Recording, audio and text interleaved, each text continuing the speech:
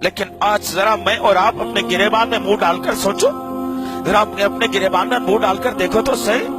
कि जब मैं पैदा हुआ था, तसव्वुर करो इस पर, गौर करो इस पर कि जब मैं पैदा हुआ था मेरी हड्डियों में दम नहीं था, मेरी सोचने समझने की सलाहियत नहीं थी, मुझे बात करने भी नहीं आता था, लेकिन मेरे और माँ बाप थे कि मेरे रोने पर समझ जाया करते थे कि हमारी औलाद को तकलीफ है।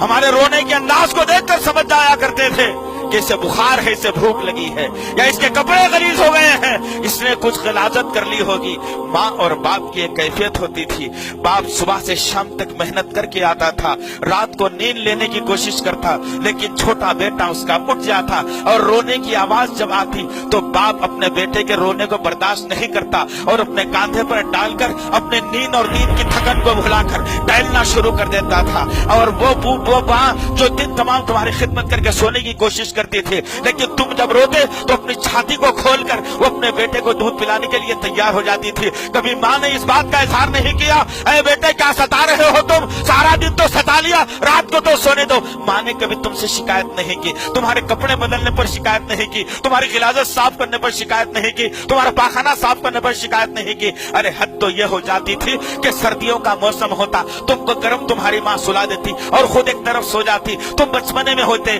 तुम पेशाब पाखाना कर लेते, तुम्हारा बिस्तर कच्चा हो जाता, और जब कच्चा हो जाता तुम रोना शुरू कर देते। जैसे ही तुम रोना शुरू करते माँ नींद खुलती और माँ का हाथ सबसे पहले तुम्हारी शर्मगाह की तरफ जाता, तुम्हारे बिस्तर की तरफ जाता। माँ टटोल कर देखती कि हाँ मेरा बेटे का बिस्तर कच्चा हो गया तभी तो रो रहा है, अपनी नींद को खराब कर देती और बिस्तर से उठ जाती, कपड़ों को बदल देती, खुद कच्चे में सो जाती, तुम्हें सूखे में सुलाकर अपनी रात गुजार लेती। जरा सोचो, अगर तुमको तुम्हारे सताने पर, रोज के रोने पर, रोज के जो है ना नींद को खराब करने पर अगर तुम्हारी माँ चाहती तो एक टेंटवा तुम्हारा ऐसे दबा दी, एक हिचकी में तुम्हारी जान निकल जाती, ना तुम दुनिया देख सकते, ना दुनिया को समझ सकते, ना दुनिया की नेमतों से सरफराज हो सकते थे। वो माँ और बाप तकलीफों को झेल कर तुम्हारे लिए अपनी मुसीबतों को अपने सर पर लेकर कभी बाप तंग नजरी का मुजाहरा नहीं किया, कभी भाव में गिराह नहीं डाली, कभी माँ ने ये शिकायत नहीं की हाँ मेरा बच्चा बहुत ज्यादा सता रहा है, मैं बेजार आ गई इससे,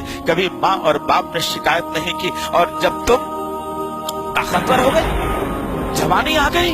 हड्डियां मजबूत हो गई, सोचने समझने के काबिल हो गए, कुछ पढ़ लिया लिख लिया, अच्छी बुरी बातें मालूम हो गई, कुछ लोगों के दरमियान में बैठना उठना सिखा दिया माँ बाप ने, और तुम ये मजबूत हड्डियां लेकर, जब तुम्हारी हड्डियां कमजोर थी तो तुम्हारे माँ बाप की हड्डियां बड़ी ताकतवर थी। अब जबकि तुम्हारी हड्डियां ताकतवर हो गई, तुम्हारे माँ बाप की हड्डियां कमजोर हो गई, उनके कमर का गोदा खत्म हो गया, उनके घुटनों का लोआब खत्म हो गया, उनकी सोचने समझने की सलाहियत कमजोर हो गई, उनकी बीनाई कमजोर हो गई, उनका हाजिमा कमजोर हो गया। तुम्हारा हाल अब से पहले यही था, माँ बाप ताकतवर थे, संभाल लिया तुमको, बड़ा कर दिया तुमको, जवान कर दिया तुमको, स्टैंड पे खड़ा कर दिया तुमको, बीवी दिला दी तुमको, नौकरी दिला दी तुमको, गाड़ी दिला दी तुमको, रहने सहने के काबिल बना दिया तुमको, और तुम जब जवान हुए, बड़े हुए तो बूढ़े माँ बाप तुम्हें अच्छे नहीं लगने लगे।